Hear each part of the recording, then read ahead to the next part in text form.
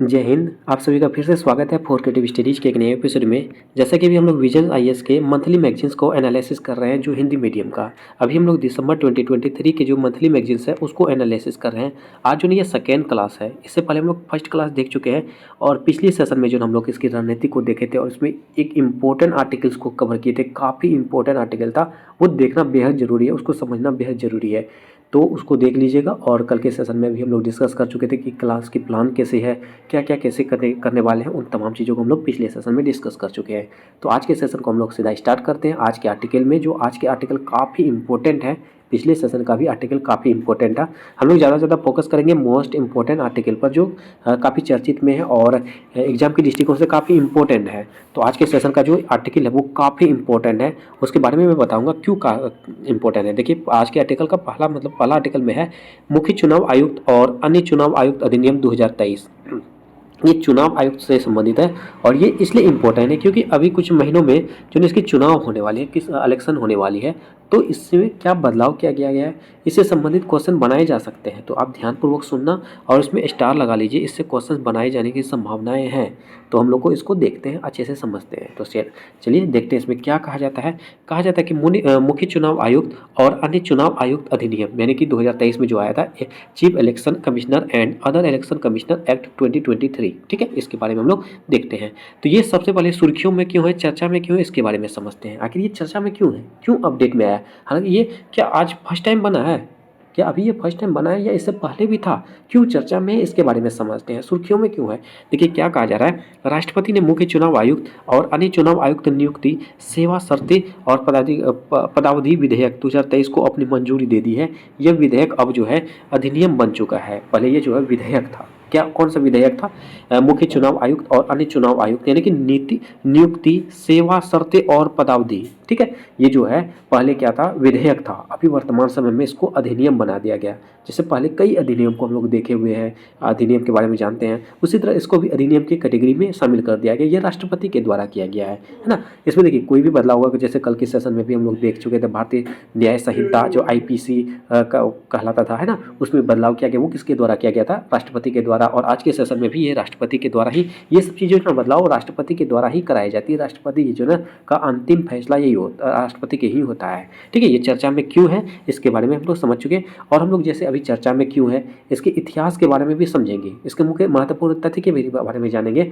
और answer writing में अगर मेंस में जो अगर क्वेश्चन पूछे जाए तो इससे भी आप ऐसे बहुत अच्छे से लिख सकते हो, ठीक है। सबसे पहले आप भूमिका में आप चाहो तो सुर्खियों में जो है उसके बारे में दर्शा सकते हो।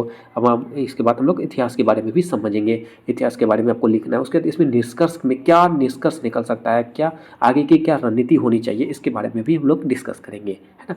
तो सबसे पहले हम लोग इसका इतिहास के बारे में समझते हैं, इसके महत्वपूर्ण तथ्यों के बारे में समझते हैं। कहा जाता है अधिनियम के बारे में महत्वपूर्ण तथ्य।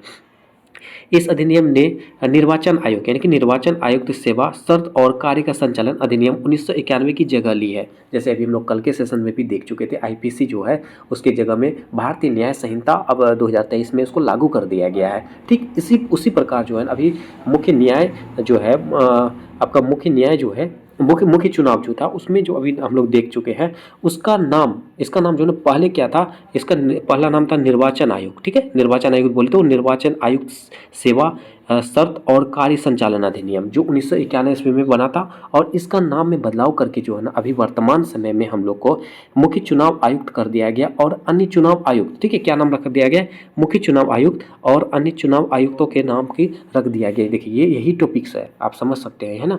मुख्य चुनाव आयुक्त और अन्य चुनाव आयुक्त अधिनियम, ठीक है, समझ रहे हैं। तो इसका पुराना नाम क्या है, फिर से मैं रिपीट कर दे रहा हूँ, इसका पुराना नाम है अब निर्वाचन आयोग, ओके, निर्वाचन आयोग अधिनियम 1991। तो अभी वर्तमान समय में इसका नाम को परिवर्तित कर दिया गया। क्या नाम है इसका, मुख्य चुनाव आयुक्त यानी कि CEC, मतलब कि चीफ इलेक्शन कमिश्नर, ठीक है। और अन्य मुख्य चुनाव आयुक्तों यानी कि इलेक्शन कमिश्नर, ओके, की नियुक्ति कर दी गई है, मतलब इसमें इसकी जगह ले ली है, ठीक है। यहाँ तक समझ चुके हैं, इसके नाम के बारे में समझ चुके हैं। और इसके इतिहास कब बना था, मतलब ये कब लागू किया गया था, 1991 ईस्वी में। इसका संशोधन कर दिया कब, 2023 में, ओके। तो इसमें आप क्या कहा जाता है, कि मुख्य चुनाव आयुक्त और अन्य चुनाव आयुक्तों की नियुक्ति, सेवा शर्तें और पदावधि तथा चुनाव आयोग के कार्य संचालन की प्रक्रिया है। इसमें जो है ना सेवा शर्तें हो गया, पदावधि हो गया, वेतन हो गया, चुनाव के कार्य संचालन किस तरह से किया जाएगा, इसके बारे में इसमें दिया गया है कि आखिर चुनाव की प्रक्रिया कैसी होनी चाहिए, इसकी पदावधि कौन लेगा, इसमें पद के बाद दूसरा पद कौन लेगा, इसके बारे में हम लोग चर्चा करने वाले हैं। ठीक है, इसमें देखिए सबसे पहली बात हम लोग देखते हैं इसमें चयन समिति। इसमें जो चयन किस तरह से किया जाएगा, कौन करेगा और किसको करेगा, इसके बारे में समझते हैं कि चुनाव के आयुक्तों का जो है ना, चुनाव जो आयुक्त कराएंगे उसको चयन किस तरह से करते हैं। तो इसका कहा जाता है CAC, मतलब वही है आपका मुख्य चुनाव आयुक्त। ठीक है, इसको शॉर्ट फॉर्म में लिखा गया है। और अन्य ACS बोले तो अन्य चुनाव आयुक्त, ठीक है, की नियुक्ति एक चयन समिति की सिफारिश पर राष्ट्रपति द्वारा की जाएगी। यानी कि ये जो है इसकी नियुक्ति किसके द्वारा किया जाएगा, इसका चयन किसके द्वारा किया जाएगा, राष्ट्रपति के द्वारा किया जाएगा। और चयन समिति में निम्नलिखित सदस्य शामिल होंगे। देखिए चयन जो है करेंगे उसमें जो समिति होगी उसमें से कौन कौन सदस्य शामिल होंगे। देखिए इसका अध्यक्ष जो है ना प्रधानमंत्री होगा, लेकिन चयन कौन करेगा, राष्ट्रपति के द्वारा चयन किया जाएगा। हालांकि इसका पदेन अध्यक्ष जो है ना प्रधानमंत्री होती है, जो वर्तमान समय में प्रधानमंत्री होंगे वे उसका अध्यक्ष होंगे। जैसे वही वर्तमान समय में प्रधानमंत्री नरेंद्र मोदी हैं, तो वे अभी जो है ना चयन समिति मतलब कि मुख्य चुनाव आयुक्त के अभी समिति के अध्यक्ष कौन हो जाएंगे, आपके नरेंद्र मोदी हो जाएंगे। ठीक है, तो ये भी हमें ध्यान रखना है। उसके बाद इसका सदस्य बोले तो प्रधानमंत्री द्वारा नामित एक केंद्र कैबिनेट मंत्री और लोकसभा में विपक्ष का नेता या सबसे बड़े विपक्षी दल का नेता होगा। जो कैबिनेट मंत्री के सदस्य हैं और लोकसभा के में जो विपक्षी नेता है, जैसे लोकसभा के भी विपक्षी नेता है ना, जैसे बीजेपी का विपक्षी बहुत सारे ऐसे दल है ना, वैसे वैसे नेताओं को इसमें क्या करा जाएगा। और या जो है ना सबसे बड़े विपक्षी दल जो अगर मान के चलो अभी नरेंद्र मोदी के खिलाफ जो है अभी कांग्रेस में है, कांग्रेस जो है वो देखा जाए तो वो ज़्यादा बड़ा है ना बाकी दल की तुलना में, तो उसकी जो है ना सबसे बड़े विपक्षी दल का नेता को भी इसमें शामिल किया जाएगा। इसका सदस्य हो जाएंगे। सदस्य कौन कौन होंगे, प्रधानमंत्री के द्वारा जो भी नामित सदस्य होंगे, प्रधानमंत्री के द्वारा जो भी चुने जाएंगे सदस्य वे होंगे इसका सदस्य। इसके साथ साथ जो कैबिनेट मंत्री के सदस्य हैं वे भी होंगे।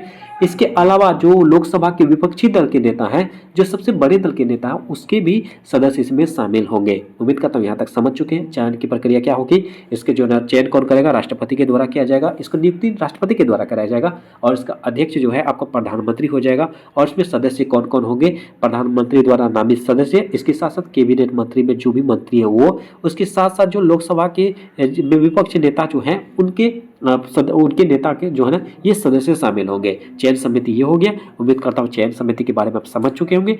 और उसके बाद नेक्स्ट आपका आ रहेगा खोज समिति, है ना। आपका चयन जो करेंगे, चयन का खोजने का पार्ट ना आप पहले खोज समिति के बारे में समझते हैं। यह समिति CAC और अन्य CAC के मुख्य रूप में नियुक्ति के लिए चयन समिति के विचार हेतु 5 व्यक्तियों के नामों की सूची तैयार करेगी। देखिए आप इसका जो मुख्य चुनाव आयुक्त हैं उसकी जो चयन करेंगे उसमें हम लोग को मान के चलिए आप इतना 140 करोड़ प्लस नागरिक है हमारे देश में। अब इसमें से हम लोग को पहले ढूंढना होगा इसमें कौन योग्यता है ना, कौन योग्यता है। इसमें से हम लोग को 5 लोगों को चुनना है। सबसे पहली बात 5 लोगों को चुनना है, 5 लोगों को खोज करना है। 5 में से जो सबसे योग्य होंगे उसको हम लोग को नियुक्ति करना, उसका चयन करना है। तो वही बातें कहा जाता है। खोज समिति में जो है ना 5 व्यक्तियों के नामों की एक सूची तैयार करेगी। उसके बाद वहाँ के सदस्य जो भी हैं, जो भी मतलब देखे सदस्य, उसके सदस्यों को ये सूची दी जाएगी और उसमें से किसी को आपका नियुक्ति किया जाएगा। ठीक है, यहाँ तक समझ चुके हैं।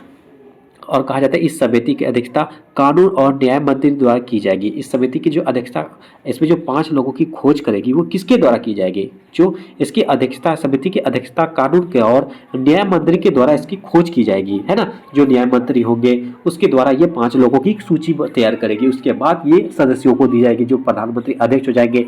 इन तमाम चीज़ों को प्रक्रिया फॉलो करना होता है। सबसे पहले खोजना होगा, खोज में 5 लोगों को, 5 सदस्यों को तैयार करना होगा। 5 सूची जो है आप ऊपर अपने चयन समिति को दी जाएगी। उसके बाद वो चयन समिति चयन करेंगे, ठीक है। और उसके नियुक्ति कौन दिलाएंगे, राष्ट्रपति के द्वारा नियुक्ति दिलाई जाती है। उम्मीद करता हूँ यहाँ तक समझ चुके होंगे, है ना। और इसके बाद कहा जाता है इसमें 2 अन्य सदस्य होंगे जो केंद्र सरकार में सचिव स्तर के रैंक से नीचे नहीं होने चाहिए। मतलब कि इसमें देखिए न्याय मंत्री, उसके बाद अध्यक्षता कानून के साथ साथ जो कौन होंगे, और ऐसे 2 कम से कम 2 अन्य सदस्य भी होंगे चयनकर्ता में, खोजकर्ता में।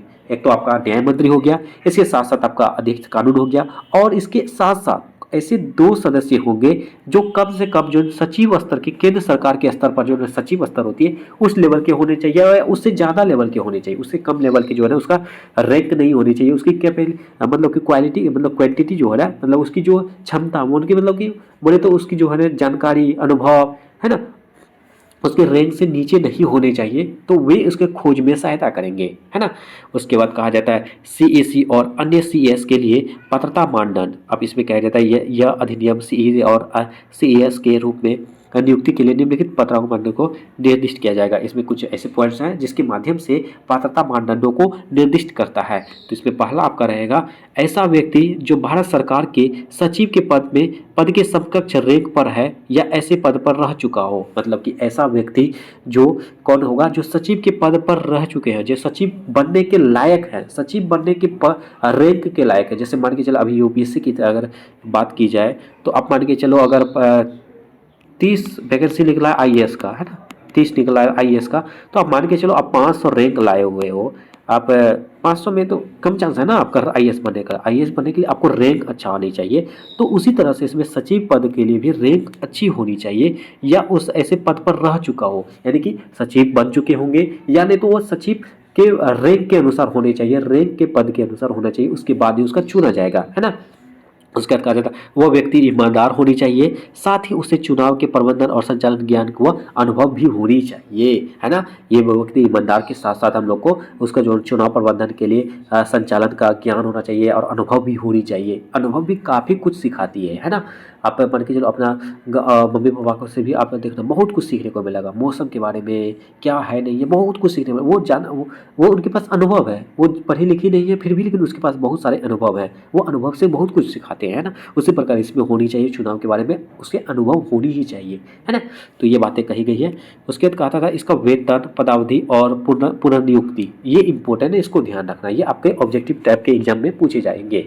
कहा जाता है वेतन, वेतन कितना है, सीईएस मतलब मुख्य चुनाव आयुक्त और अन्य चुनाव आयुक्त सुप्रीम कोर्ट के न्यायाधीश के वेतन के समान का वेतन होनी चाहिए। जो चुनाव आयुक्त के सदस्य होंगे, जो अध्यक्ष होंगे, मतलब उसकी वेतन कितनी होनी चाहिए, उसकी वेतन जो है सुप्रीम कोर्ट के न्यायाधीश के वेतन कितना होना चाहिए। अब ये बताओ आपका कि सुप्रीम कोर्ट के न्यायाधीश जो है उसका वेतन कितना है। उसका वेतन आपका जो 2.5 लाख यानी कि 2.5 लाख इसमें आपका वेतन होता है, ये सुप्रीम कोर्ट के न्यायाधीश का। तो इसका भी जो है ना, इसके अध्यक्ष जो है इसका वेतन भी 2.5 लाख होगी। तो ये भी हमें ध्यान रखना, ऑब्जेक्टिव टाइप के एग्जाम में डायरेक्टली पूछे जाएंगे।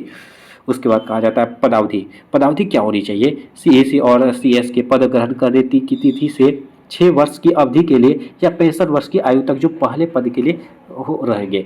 तो ये कहा जा रहा है मतलब कि इसकी पदावधि के मतलब उसकी जो है ना कितने कार्यकाल कितने होंगे, कार्यकाल जो है 6 वर्ष होगी या नहीं तो 65 वर्ष। आप मान के चलो जो इसके सदस्य हैं, इसके अध्यक्ष जो है इसके चुने गए हैं, वो आप मान के चलो वो 60 साल का मतलब कि 60 ईयर का है, 60 साल का वो व्यक्ति है, वही व्यक्ति है, उसके बाद चुना गया है। तो ये जो है ना आप इसका 6 वर्ष कार्यकाल बताया जा रहा, तो 6 इसमें 6 प्लस करेंगे तो वो 66 साल का हो जाएंगे, है ना।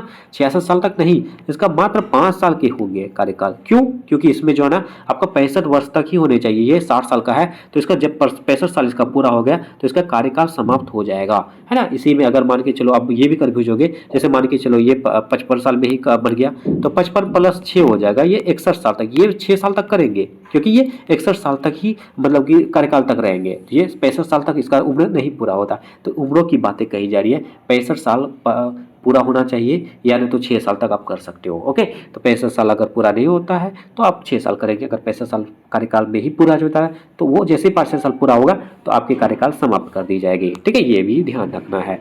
उसके बाद कहा जाता है पुनर्नियुक्ति, सीएसी और अन्य सीएसी पुनर्नियुक्तियों के लिए पात्र नहीं होंगे, वो दोबारा जो है पुनर्नियुक्ति के लिए पात्र नहीं होंगे, ठीक है, ये भी हमें ध्यान रखना है। पद से हटाना और त्याग पद, यानी कि अगर हम लोग उसको चाहेंगे, जैसे मान के चलो बहुत सारे ऐसे पद हैं, जैसे उसमें तो मतलब सक्षम तो थे, सदस्य बने, उसको बनाया भी गया, लेकिन बनने के बाद जो है वो सही तरीके से ना कार्य कर रहे हैं ना कुछ कर रहे हैं, वो मतलब कुछ से कुछ कर रहे हैं, मतलब उसको पद से हटाना चाहेंगे। तो क्या करना पड़ेगा, क्या देखना पड़ेगा? ऐसे मतलब विपक्षी तो हर एनी टाइम सोचते रहेंगे, बोलते रहेंगे कि इसको पद से हटाओ, इसको हटाओ, इसको हटाओ, लेकिन उसको हटाने के लिए क्या होनी चाहिए उसके बारे में समझते हैं। सीएसी को हटाने की प्रक्रिया सुप्रीम कोर्ट के न्यायाधीशों को हटाने की प्रक्रिया के समान ही होगी। जिस तरह से सुप्रीम कोर्ट का इसका वेतन है, उसी प्रकार अगर हम लोग जिस तरह से सुप्रीम कोर्ट को के न्यायाधीश को हटाते हैं, उसके अनुसार ही इसके सदस्य को भी हटाया जा सकता है। और इसको हम लोग सुप्रीम कोर्ट के न्यायाधीशों को किस तरह से हटाते हैं, यानी देखिए दुर्व्यवहार हो गया, उसके बाद आ गया महाभियोग हो गया, ये असमर्थता के सिद्ध होने पर ही हम लोग इसका हटा सकते हैं, सुप्रीम कोर्ट के न्यायाधीशों को हटा सकते हैं। इसी तरह से हम लोग के सीएसी के अध्यक्ष को भी हटाया जा सकता है। कैसे हटाया जा सकता है?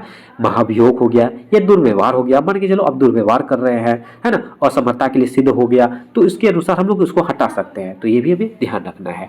उसके बाद कहा जाता है कि सीएसी और कोई भी सीएसी राष्ट्रपति को पत्र लिखकर किसी भी समय इस्तीफा दे सकता है। अब मान के चलो मैं अब थक गया हूँ कोई भी काम, अब मैं नहीं चाहता कि मैंने ये कार्यकाल नहीं चाहिए मुझे, तो वो जो है ना अपने इच्छा अनुसार भी राष्ट्रपति को ये लेटर जो है ना पत्र लिखकर वो अपनी इस्तीफा दे सकता है। ओके, तो ये बातें कही गई है।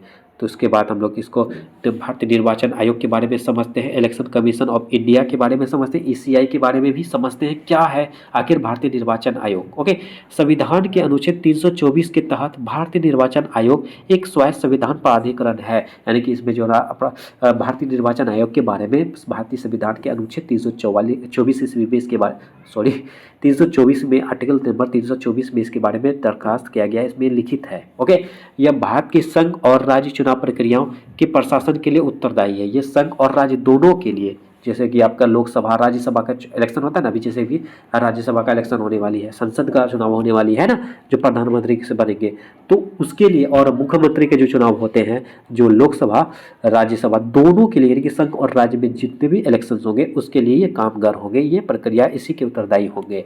उसी प्रकार यह देश के राज्यसभा, लोकसभा, राज्य विधानसभा, राष्ट्रपति, उपराष्ट्रपति पदों के लिए चुनावों का आयोजन और उसका संचालन करता है। मतलब यही भारतीय निर्वाचन आयोग के द्वारा ही जितने भी पद हैं उन तमाम पदों को, लगभग पदों को, जो बड़े बड़े पद हैं उनके इलेक्शन इन्हीं के द्वारा की जाती है, यही संचालन करते हैं। ओके, और नियुक्ति हेतु संवैधानिक प्रावधान अनुच्छेद 324 का क्लॉज 2 में कहा जाता है, इसके तहत भारत के राष्ट्रपति को सीएसी और अन्य सीएसी को नियुक्ति करने की शक्ति प्राप्त है। ये भी ध्यान रखना, ये आर्टिकल है, आर्टिकल 324 का क्लॉज नंबर 2 में ये लिखा गया है। उसके बाद 2 का फिर भी कहा जाता है, भारतीय राष्ट्रपति को समय पर सीएसी के अलावा अन्य ईसीएस की संख्या तय करने की शक्ति प्रदान की गई है। मतलब कि आपका मुख्य चुनाव आयुक्त और अन्य चुनाव आयुक्तों की संख्या जो तय करने की शक्ति किसको है? राष्ट्रपति के द्वारा की गई है। ये अनुच्छेद 324 का क्लॉज नंबर 2 में कहा गया है। ठीक है, तो इसके बारे में हो गए। अब हम लोग इसके बारे में यहाँ एक और ये इंपॉर्टेंट फैक्ट बातें में दिया गया, इसको भी समझते हैं। क्या कहा जाता है कि क्या आप जानते हैं, यहाँ भी ये रहा ना, इसको अच्छे से पढ़ना, इससे क्वेश्चन बनाए जा सकते हैं, ये इंपॉर्टेंट होता है ना। तो इसमें क्या कहा जाता है कि अनूप बर्नवाल बनाम भारत संघवाद, ये जो है एक केस था, एक मुकदमा था, अनूप बर्नवाल बनाम भारत संघवाद। इसमें क्या कहा जाता है, सुप्रीम कोर्ट ने निर्णय दिया था कि मुख्य चुनाव आयुक्त एवं अन्य चुनाव आयुक्तों का चयन भारत के प्रधानमंत्री, संसद में विपक्ष के नेता और भारत के मुख्य न्यायाधीश से मिलकर बनी समिति द्वारा किया जाएगा। जैसे भी हम लोग चयन समिति के बारे में देख चुके हैं ना, उसमें अध्यक्ष कौन होता है? प्रधानमंत्री होते हैं। उसके साथ इसके सदस्य कौन होते हैं? जैसे कैबिनेट मंत्री हो गया, इसके विपक्षी दल के नेता हो गए, वो भी विपक्षी दल के जो है जो बड़े नेता है उसको मिलकर समिति के बनाए जाएंगे। उसके बाद इस निर्णय में कहा गया था कि यह समिति चुनाव आयोग से संबंधित नियुक्तियों के मामले में राष्ट्रपति को सिफारिशें करेगी और सलाह देगी, जब तक कि इस संसद इस विषय पर कोई कानून नहीं बना देती है। ठीक है, ये हमें ध्यान रखना है। उसके बाद हम लोग आगे बढ़ते हैं।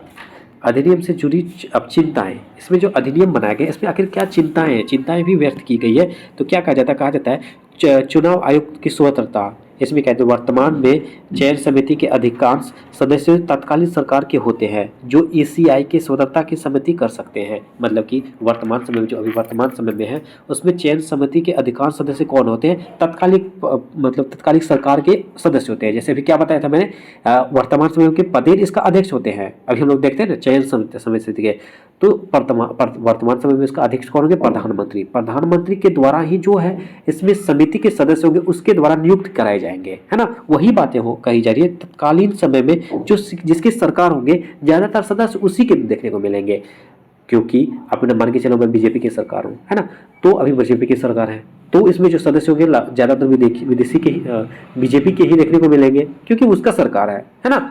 उसके बाद कैबिनेट मंत्री के जितने सदस्य उसको लिया जाएगा और विपक्षी दल के कुछ नेताओं को लिए जाएंगे जो बड़े बड़े होंगे, है ना। तो यही बातें कही जा रही है, तत्कालीन सरकार होते हैं, है ना।